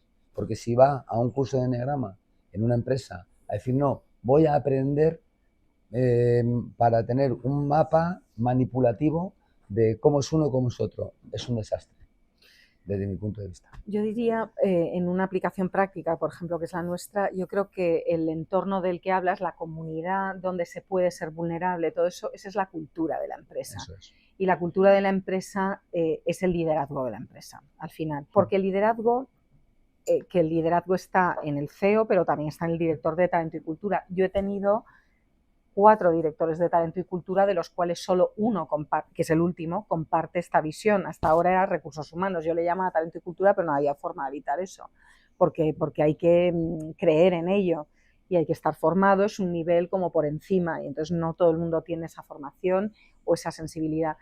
Pero yo quería decir de una política que yo he aplicado, que la aprendí desde el principio, creo que en el primer año, lo leí de empresas californianas, en las que yo me fijo mucho, me parecen muy modernas, y entonces tenían una política que a mí me encajó y me hizo boom. Y entonces desde que la conozco, la aplicamos en nuestra empresa. Y es el No Asshole Policy, que es la política de 0 gilipollas. Es decir, si tú eres muy buena en tu trabajo y eres un gilipollas, en nuestra empresa te despedimos. Es decir, tú no puedes ser gilipollas en la empresa.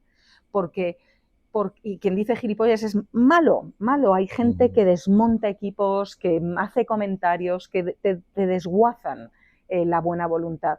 Entonces, eso para mí es responsabilidad del guardián de la comunidad. ¿Sabes? Si es una comunidad youtuber o lo que sea, hay un guardián de esas comunidades. Y en una empresa el CEO es el guardián de la comunidad. Y entonces yo puedo poner una política en que ese criterio es que no puede ser, porque te desmonta, porque haría imposible hacer todas las otras cosas. Y al final no te compensa. El skill set de una cosa específica no compensa deshacer equipos humanos. Entonces, un grupo que no puede ser vulnerable, y no digo que en nuestra empresa esté perfecto para nada, porque además son gallegos y los gallegos son como en plan, ¿sabes? Como que no confían, ¿sabes? Luego tienen así, y me cuesta desmontar eso que no veas, pero desde luego o sea, ser malillo, ¿sabes? Y también yo creo que, bueno, ese es otro melón, ¿no? Pero la visión de Rousseau de todos somos buenos y es la sociedad la que los hace malos, o el pensar que efectivamente, como Hobbes, que el hombre es un lobo para el otro hombre. O sea, ¿dónde te ubicas? ¿En uno, en otro o en una mezcla? Yo con los años sí que pienso que hay algunas personas que son bichillos, ¿sabes? Y creo que un bicho es un poco un cáncer en una organización y que desde luego es incompatible con crear entornos donde se pueda hacer este tipo de trabajo. Yo lo voy a llevar al tema del amor y de la vulnerabilidad, aprovechando eso, pero antes, que se me ha cruzado y no quiero que se me olvide, no sé si habéis oído hablar de Esther Perel, que habla de las relaciones de pareja, las rupturas sobre todo, los engaños, etcétera, y ella me gustó mucho esa idea, habla de 3 matrimonios que se pueden dar con la misma pareja, y te pones a pensar cómo es eso posible, y es como fases o cambios de piel, como si fuéramos serpientes, que suceden en esa etapa, en esa vida, con esa pareja, ¿no? Supongo que el conocer el eneagrama y el entrar en ese viaje puede ser una de esos resortes para hacer ese cambio de piel y quizás ese cambio de pareja. No es mi caso, yo estoy en pareja nueva, pero es verdad que hay quizás demasiado autoconocimiento, o empezamos, bueno, yo estoy en un viaje al fondo de la tierra, al estilo Julio Verne brutal, donde esto que está llegando, como es nuestra empresa Serendipity, ha llegado a mis manos de una manera fortuita, pero para bien. La cuestión es, en la pareja yo creo que hay, el personaje obviamente tiene mucho sentido, el enamoramiento en esa fase y el amor como acto quizás necesario, no sé, no soy muy ducho en todas estas cosas, pero necesario el querer, ¿no? Queremos estar cerca y según ya los eneatipos veo que algunos queremos gustar, que nos acepten, niño abandonado, todas estas cosas. Entonces, ¿qué parte o qué porcentaje y a partir de cuándo hay que hacer ese cambio, esa traslación del personaje, si es que se puede, hacia esa idea, que espero no sea muy idealista, del amor, que el amor lo puede todo? Es decir, el conocimiento puede llegar a un momento que sea tóxico, ¿no? Eso que sucede en las empresas, que puede ser un poco invasivo y la gente saca la parte defensiva, también pasa en la pareja, ¿no? Como tú ponías en el ejemplo que te fuiste al jardín, pues supongo que sería un ataque en ese momento justificado para tu personaje. ¿En qué momento ese autoconocimiento tuyo, pero también de tu pareja trabajada, no llega un momento en que te explota la cabeza? O tiene que ver también con el eneatipo 7, que esto es too much, no me metas más caña, ¿no? Porque se resiente quizás ese personaje, aunque el amor quiere querer, ¿no? No sé, hay como un tirón de fuerzas de un lado a otro. Mi pregunta, vuelvo a decir desde la más absoluta ignorancia, ¿se supera el overcome de esta fase? Es matar a ese personaje, no sé si de construirlo y volverlo a construir de acuerdo a ese objetivo de vida que quieres, paz, equilibrio, amor verdadero, y tienes que cargarte a tu personaje sí o sí de alguna manera, o tienes que hacer que el personaje siga una fuerza mayor, que es estar en pareja es maravilloso, a pesar de esas cosillas que hay en las parejas que tienes que empezar a aceptar, cuando lo que sientes es que la otra persona no tiene nada malo y aceptas que hay cosas que no te gustan de la otra persona. Es decir, ¿cuánto tiempo lleváis? Es que es una historia, aparte, muy bonita, muy complicada. ¿Pero menos de 2 años o no? Sí, pero nos conocemos hace 35 del colegio, pero no nos conocíamos. Y por lo visto estamos aquí para ser espejo uno del otro, lo cual a mí me generó un pensamiento de nos vamos a cargar la relación, pero joder, cuánto vamos a crecer, ¿no? Como, está muy bien el tema espejo, pero te machacas mucho a nivel wake up, ¿no? Joder, mira, qué bien me ha venido. Wake up, porque esto que nos está pasando está sucediendo desde el ego, pero el desgaste está ahí, está ahí. Hay una frase muy bonita de Ken Wilber, que no sé si le conocéis, que él dice que la gente que se mete en una cosa espiritual ya con 20 años, que eso es como una falsa vía, porque no se puede trascender el ego sin haberlo tenido antes, ¿no? Entonces yo creo que, relacionado con lo tuyo, si estás en la fase de los 2 años de esa, ¿cómo se lo llamaste tú? Esa tormenta, sí. Esa enfermedad, lo llamé enfermedad. Patología, no sé qué, patología. No, quiero decir, eso no lo puedes trascender antes de haberlo tenido. Yo creo que si estás ahí, estás ahí. Y si estar ahí es estar desde el ego, pues ahí es donde tienes que estar, ¿sabes lo que te quiero decir? No puedes adelantar. Pero entonces, ¿dónde viene el fluir, el típico? Si la relación no fluye, es que no es para ti. Y la pregunta es, ¿no será que los egos que quieren aprender algo no son capaces de aceptar que esa lección hay que pasarla en lugar de darse la vuelta y decir, uff, complicado? Es que hay una, no sé si mi respuesta te va a decepcionar o no va a cumplir tus expectativas. A ver, hay una cuestión, el eneagrama vale para tener una vida más plena en pareja, pero también vale para divorciarse. Claro. Es decir, esto no va de una idealización donde las cosas tienen que ir bien y que gracias al eneagrama va bien. No. Esto va de que vives una vida más de verdad y evitas situaciones que se te van de las manos, y muchas veces porque nadie sabe por qué funciona una pareja. Nadie lo sabe. Igual que nadie sabe por qué funciona una obra de teatro y otras no. Por ejemplo, o sea, nadie sabe, los sentimientos, la magia del ser humano se refleja muy bien en el funcionamiento de una pareja. Nadie lo sabe. Y es más, desde fuera muchas veces nos equivocamos. Hay parejas que parecen agapornis, que de repente te enteras que se ha divorciado, y parejas que van andando a 5 metros, que llevan toda la vida juntos y están felices. Nadie sabe el código fuente de una pareja. Para lo que te vale el eneagrama es para tener una vida más plena en pareja mientras estés en pareja.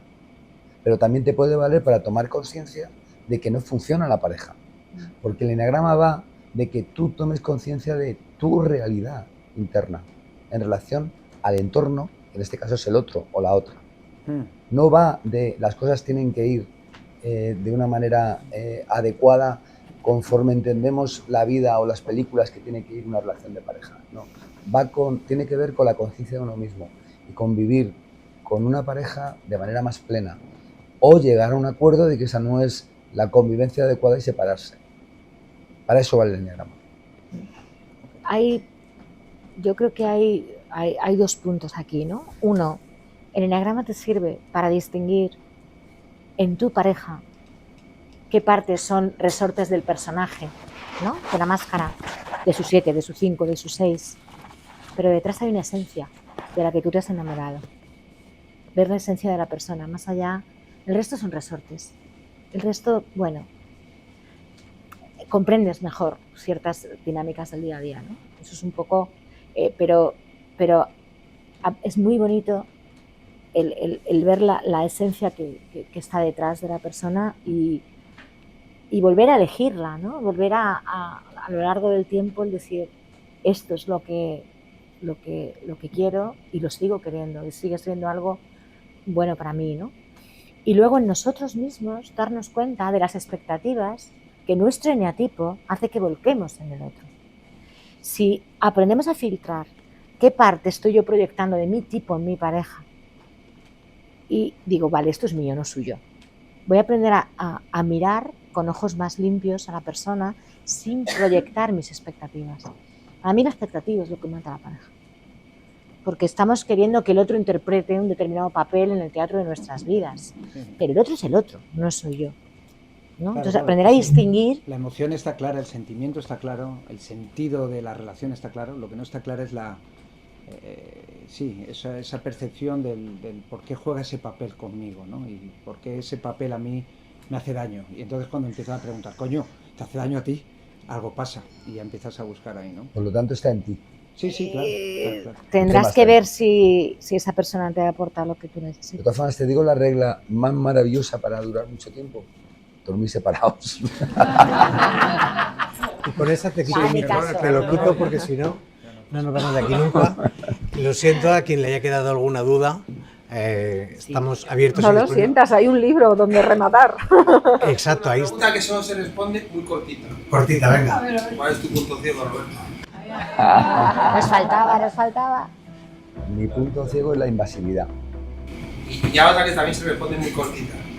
Mira, las empresas tienen eneatipo, y si tienen eneatipo o no, ¿cuál cree Adriana que es el de su empresa?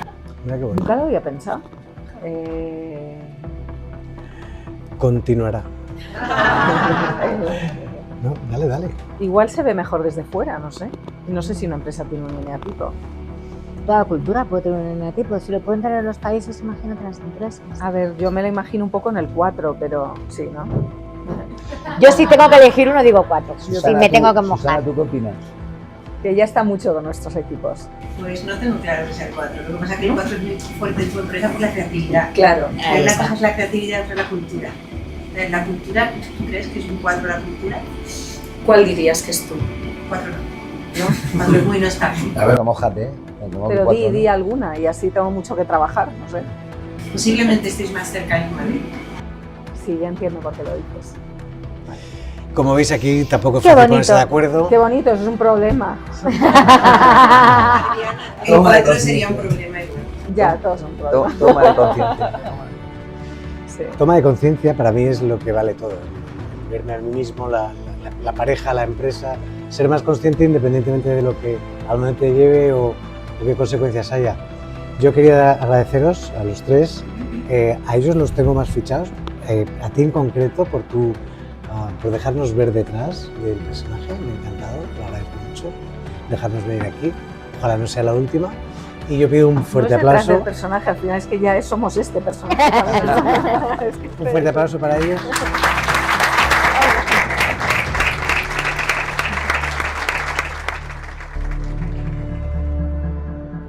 Piensa por ti mismo. Wake up.